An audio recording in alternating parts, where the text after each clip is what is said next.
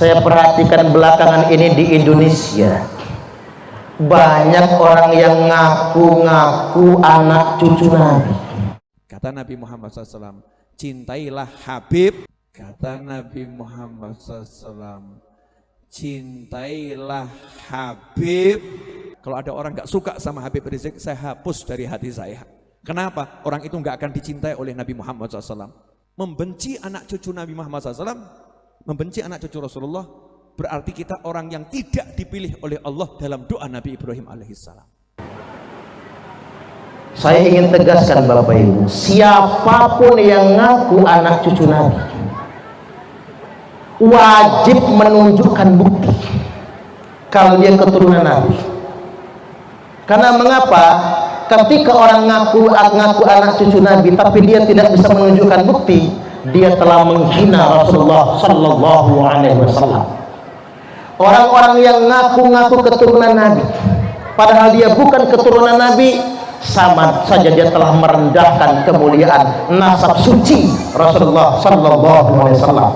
Mengapa ini saya perlu ingatkan? Karena ternyata begini, banyak orang awam di Indonesia ini yang percaya pada sekelompok orang yang ngaku-ngaku anak Nabi, padahal yang ngaku-ngaku ini akhlaknya bertentangan dengan akhlak Nabi. Kakinya minta dicium-cium, kemana-mana malak minta duit, dakwah isinya memanipulasi umat, mencaci maki, memprovokasi. Ini yang saya sebut kamuflase.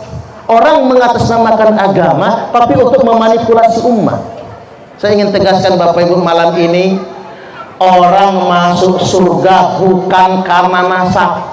Gini begini, jangan sampai ada orang yang mengklaim dengan nasabnya dia sudah bisa mengkapling surga. Tidak, orang itu mulia itu karena ketakwaannya. Inna akramakum indallahi atqakum.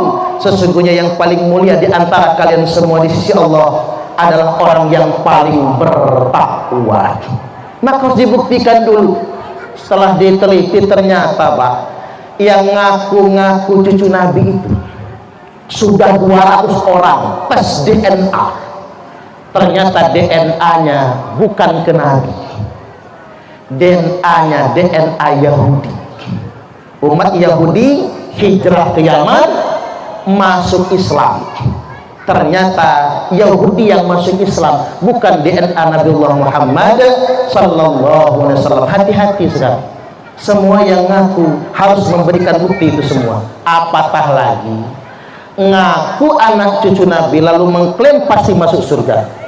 Ngaku anak cucu Nabi tapi merendahkan umat muslim yang lain. Seolah-olah begini, ada warga agama kelas 1. Ini anak cucu Nabi ini kasta tertinggi, nggak boleh nikah sama kelompok kasta tertinggi. Nah kita Islam yang biasa nih kasta nomor 2. Jadi budak mereka mesti cium tangan dan cium kaki mereka. Ini saya pikir bisa merusak ini Bapak Ibu, bisa merusak ini. Nggak boleh. Dulu Wali Songo, halo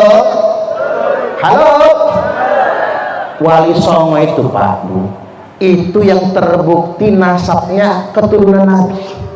Kita ini kadang-kadang lalai ya. Yang ngaku-ngaku cucu Nabi kita percaya dia cucu Nabi. Yang Wali Songo yang jelas berjuang di Indonesia mengislamkan Nusantara, jelas-jelas anak cucu Nabi, tapi kita abaikan begitu saja. Anak-anak cucu Wali Songo dibiarkan begitu saja, nggak diakui. Ini kan ada ketimpangan namanya Pak. Wali Songo masuk ke Indonesia. Mengapa Islam diterima? Karena Wali Songo menanamkan nilai beragama tanpa kasta. Makanya orang Indonesia berbondong-bondong masuk Islam. Tiba-tiba muncul sekelompok orang ngaku anak cucu Nabi lalu memposisikan mereka di kasta tertinggi dan kita dianggapnya di kasta bawah. Na'udzubillah, jangan sampai sedemikian rupa. Baik, lanjut. Selesai minum susu kanjeng Nabi kita, tsumma urija bina ila sama'id dunya, lalu munggah kata Nabi. Urija itu Pak dinaikkan. Nabi gak bisa munggah dewi. Nabi dikancani malaikat Jibril alaihi salam munggah ke langit pertama. Fastaftaha Jibril Jibril minta dibukakan pintu, lalu keluar penjaga pintu langit. Man anta? Kamu siapa? Ini penjaga pintu langit Bapak Ibu, malaikat penjaga. Kata Jibril, ana Jibril, saya Jibril. Kaget nih malaikat. Gimana nggak kaget Pak? Jibril itu jenderalnya para malaikat, bintangnya nggak 4 lagi, semua bintang di langit nempel semua, saking banyak. Kalau begitu jenderal, mohon maaf saya nggak kenal, kata penjaga pintu langit. Wa maka yang bersama anda siapa? Muhammad, yang barengi saya Muhammad. Wa qad bu'itsa ilaih, apakah Muhammad dapat izin, telah diutus? Jawab Jibril, wa qad bu'itsa ilaih, Muhammad sudah diutus. Maka diperiksa Bapak Ibu khotam, stempel. Kalau kita tuh lagi periksa paspor, lihat dulu visa, izin masuknya ada enggak ini. Nabi juga begitu, stempel khotam kenabian di punggungnya, begitu diperiksa benar. Fafutihalana, dibukakan pintu langit pertama. Ketika itu faida'ana bi Adam alaihi salam, ketika itu kata Nabi, saya berjumpa dengan Nabi Adam alaihi salam. Halo, Nabi Adam niku sinten? Siapa? Bapak moyang umat manusia. Langsung dipeluk sama Nabi Adam. Kata Nabi kita Jibril, ini siapa? Nah inilah Adam, bapak moyang kamu. Dipeluk oleh Nabi Adam. Farhaba bi wada'ani bi khair. Cuman ada yang aneh kata Nabi. Di kanan kiri Nabi Adam tuh banyak bayangan-bayangan. Ternyata itu arwah. Ketika Nabi Adam lihat ke kanan, beliau senyum, noleh ke kiri, beliau menangis. Kata Jibril, Muhammad, yang sebelah kanan itu arwah anak cucu Nabi Adam yang akan masuk surga. Mudah-mudahan kita termasuk di antaranya. Amin. Yang sebelah kiri Jibril, yang sebelah kiri itu arwah anak cucu Adam yang bakal masuk neraka. Noleh ke kanan senyum, noleh ke kiri beliau menangis, memikirkan nasib anak cucunya. Cuman ada cerita menarik ini Bapak Ibu. Waktu Nabi diajak kunjung ke surga dan ke neraka, kata beliau, at-tala'tu fil jannati fara'aitu aktsar ahlihal fuqara. Aku diajak kunjung ke surga, aku lihat sebagian besar penghuni surga itu orang fakir. Makanya bapak-bapak, ibu-ibu, yang fakir-fakir, yang melarat-melarat masuk surganya duluan. Yang fakir, yang miskin masuk surganya duluan. Karena sebagian besar kata Nabi, penghuni surga itu orang fakir. Saya sudah sampaikan Bapak Ibu, kendati pun memang kaya itu bukan soal harta, gitu begini. Kaya itu soal rasa. Laisal ghina an kathratil arad. Orang kaya itu bukan karena banyak perhiasan. Bu. Ini dengarkan dawuh Kanjeng Nabi nggih. Kaya itu bukan karena banyak perhiasan. Mohon maaf, apa orang kaya itu nek kondangan 5 jari dipasangin cincin semua? Enggak. Gawa tasnya begini. Begitu masuk taruh digoyang-goyang, tuing. Apa itu orang kaya? Bukan. Apa orang kaya itu pakai gelang sampai ke siku, sambil berkipas, kuncrang kuncri. Udah kayak ketimpringnya. Apa orang kaya itu pakai kalung gede banget? Tidak juga. Tapi kaya yang sebenarnya, walakinnal ghina nafsi, tapi kaya yang sebenarnya kaya jiwa kalian semua. Mudah-mudahan kita semua dikayakan oleh Allah Ta'ala. Allahumma amin. Yang maha kaya Gusti Allah, gitu. Karena Allah gak butuh apapun lagi. Itu yang disebut dengan Allahul Ghani. Yang ngasih rezeki cuman Gusti Allah, gitu. Nah Bapak Ibu, dengarkan resapi. Kalau kita percaya Allah Maha Kaya, kalau kita percaya Allah yang kasih rezeki, ingat, jangan mengejar kaya dengan menghalalkan segala cara. Cocok atau cocok? Apalagi dengan cara yang nggak masuk akal. Kaya dengan cara ngayal, akhirnya judi online. Pengen kaya mendadak, zikirnya jikalau sekaya Raffi Ahmad sama Nagita Slavina. Akhirnya main judi online. Udah banyak yang ancur-ancuran Bapak Ibu gara-gara ngayal pengen kaya raya nih. Lebih baik makan singkong kenyataan daripada makan roti tapi ngimpi. Boleh berharap burung yang terbang tinggi, tapi kunai di tangan jangan dilepas.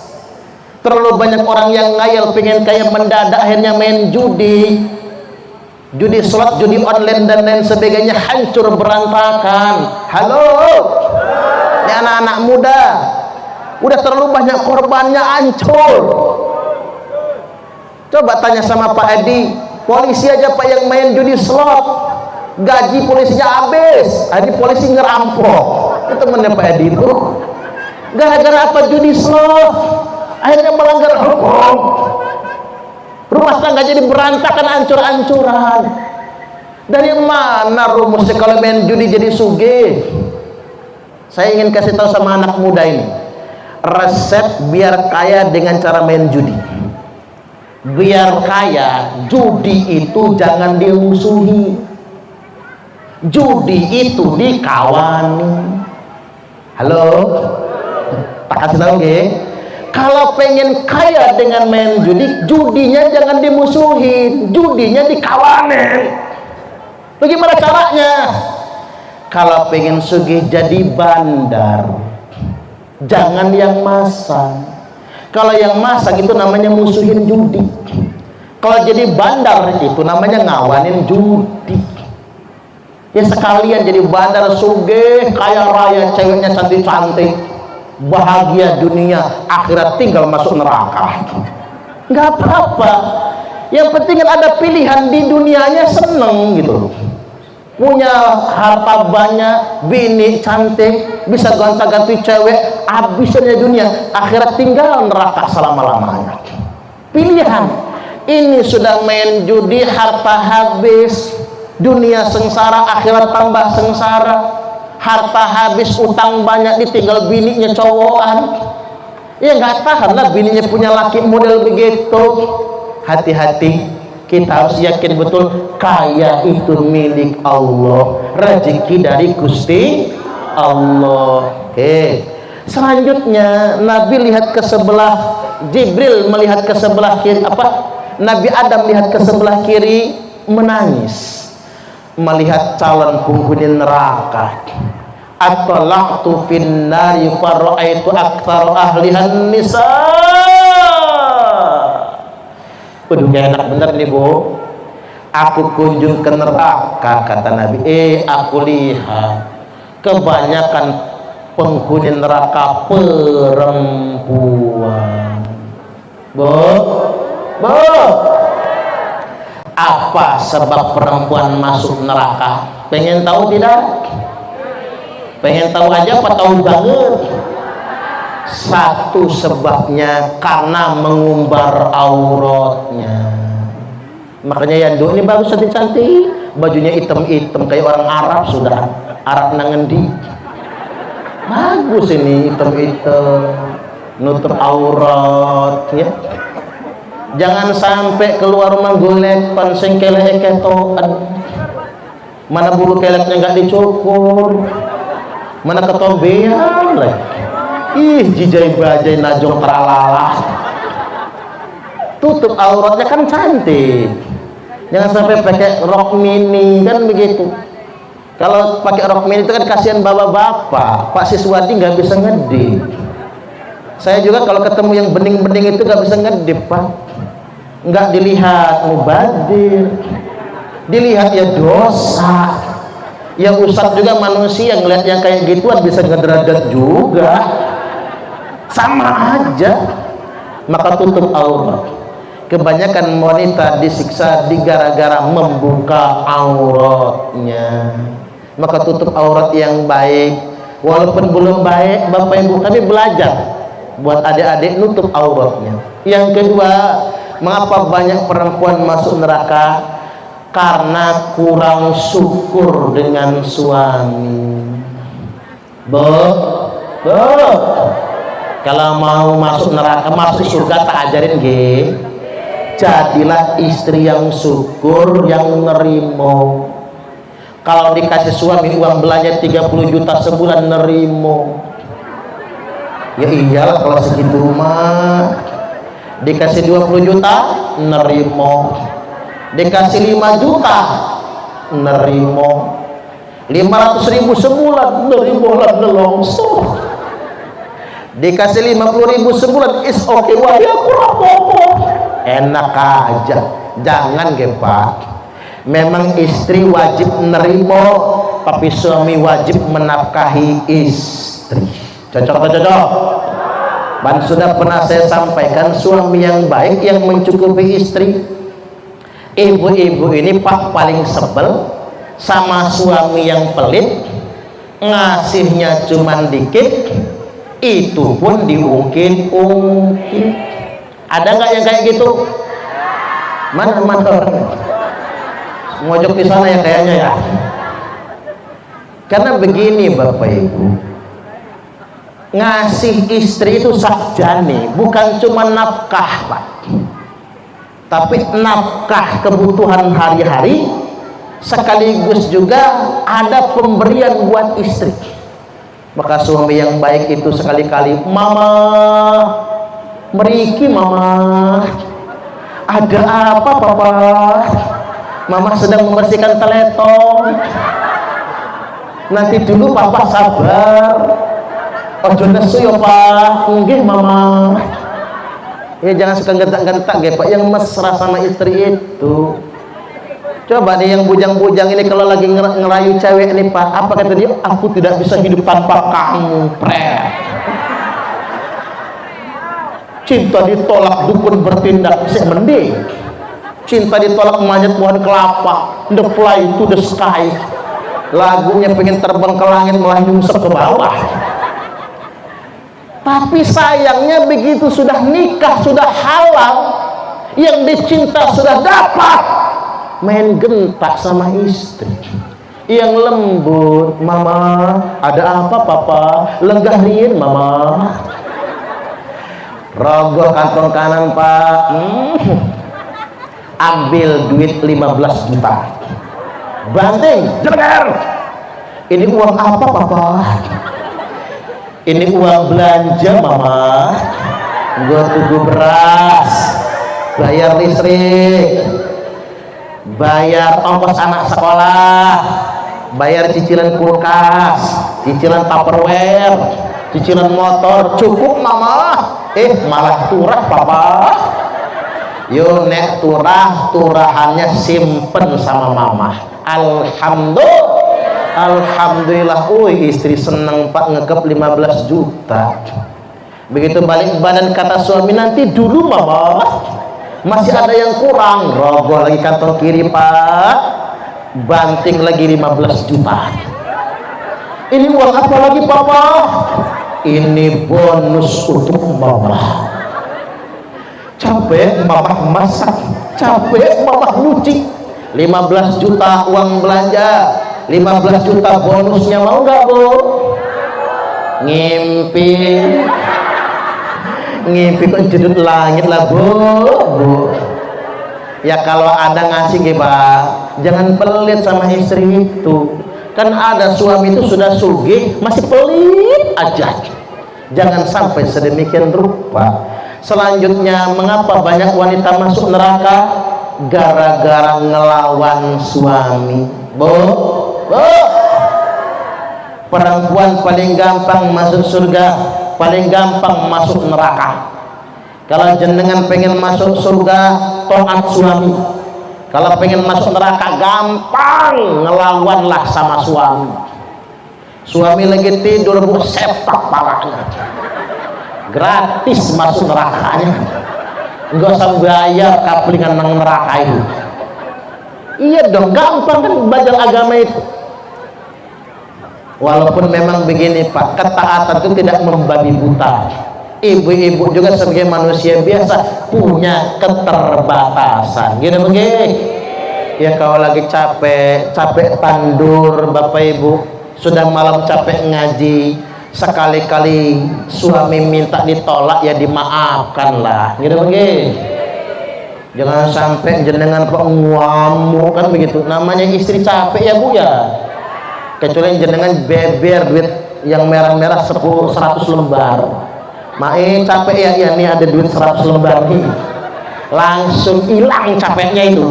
Sekali-kali Pak. Tapi Bu, kalau memang sedang wayahnya dipersiapkan janjian, Mak, janjian ya, seminggu aku tak minta cuman sekali, gak apa-apa lah, karena sudah tua. Tapi malam Jum'ah ya Mak, iya, bapak-bapak malam Jum'ah kenduren dulu, pulang kenduren udah ngasih kode, Munaro, Bang Ocit pulang, prepet, ya anaknya kan nggak nyambung, apa maksudnya kan kode. Kalau begitu sudah ngomong sama anak, Dok, Lek, nonton sendiri ya, mama ngantuk.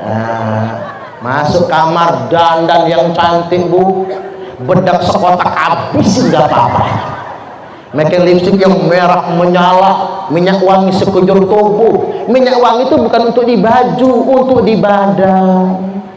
Pakai lepton singkele keto, pakai rok pendek, pakai baju tidur. Begitu suami masuk kamar ini langsung praktek ya. Suami masuk kamar jangan berdiri begini, kaki kiri majuin ke depan, nah kaki kanan sejajar dengan badan, tumitnya diangkat, nah begini ya. Kemudian tangan begini, dagunya diangkat. Ini Dok, nanti praktikin kalau malam pertama ya. Dagunya diangkat, nah matanya mendelik persis kayak Meriam Bellina. Ya iya dong, sekali-kali ini mau boro-boro ya Pak ya. Ibu-ibu zaman sekarang kondangan gue beda, ke pasar pakai lipstick, arisan pakai minyak wangi, ketiban tidur sama lakinya bau balsem, campur autan. Begitu laki ikutan tidur melihat muka bininya, matanya debelean, hidungnya upilan, giginya jigongan, nyeler pula. Jadi dandan untuk suami, menyenangkan suami sungguh besar pahalanya. Lanjut ya, ya dikit lagi, udah 1 jam kita ini.